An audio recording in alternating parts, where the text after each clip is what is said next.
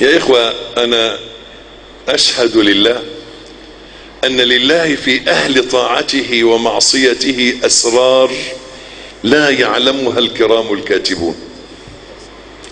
أحيانا تبقى قاعد كده وتشتهي أن ترى النبي في المنام صلى الله عليه وسلم، وتفاجئ إن واحد جاي أنت بتبص له إنه من العوام، يقول لك أنا رأيت النبي أمس في المنام ورأيت كيت وكيت، وتبص له كده وتتحسر على نفسك.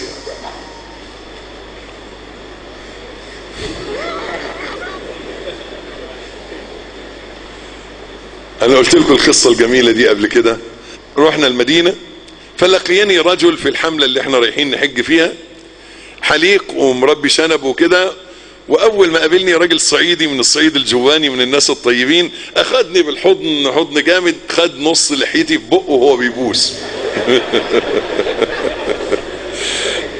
قال انت حبيب قلبي، وانا احلى نفس جوزة وانا بتفرج عليك في التلفزيون.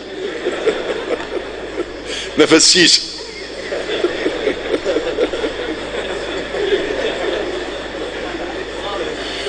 تشرب شيشة وتتفرج عليا؟ يقول لي احلى نفس في الشيشة وانا بتفرج عليك في التلفزيون. ربنا يهديك. وفوجئت انه جايب معاه من مصر الشيشة والمعسل ومعداتهم. جاي حج. والله. فبعد يوم واثنين وثلاثة ودعاء ومداعبة اخذنا منه الشيشة وكسرناها، وتوب الى الله. قال تبت الى الله. مرحلة الثانية بعد يومين ثلاثة كمان، خلاص ما تحلقش لحيتك تاني، تبنا الى الله، مش هحلق لحيتي تاني، خلاص خف التهريج شوية والضحك اللي انت فيه ده، وابدأ التزم بورد في القرآن. ومشى خطوة خطوة وقال لي شوف انا اتيلك، مش هسيبك وراك.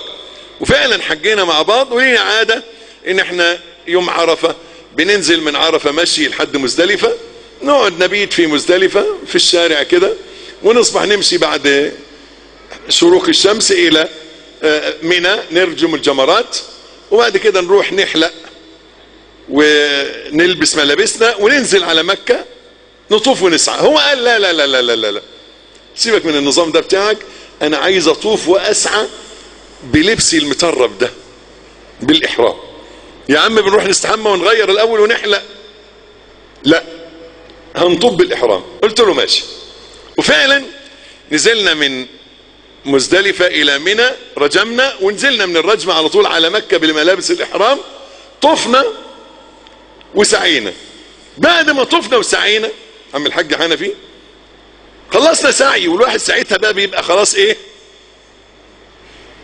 قد قضى يعني كل جهده، عايز اقعد في الارض ارتاح، ارقد، انام، استحمى، اغير الهيوم دول اللي بقى لها 3 ايام دي من يوم 8.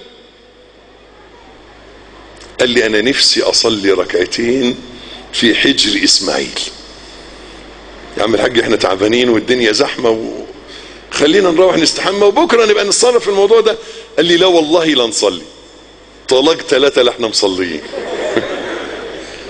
فاخدته فعلا وصارعنا الزحام لحد ما دخلنا الى حجر اسماعيل، وبنصلي ركعتين، واذا بالرجل في السجدة الاخيرة وهو ساجد بملابس الاحرام بعد صلاة ركعتين في السجدة الاخيرة يموت وهو ساجد.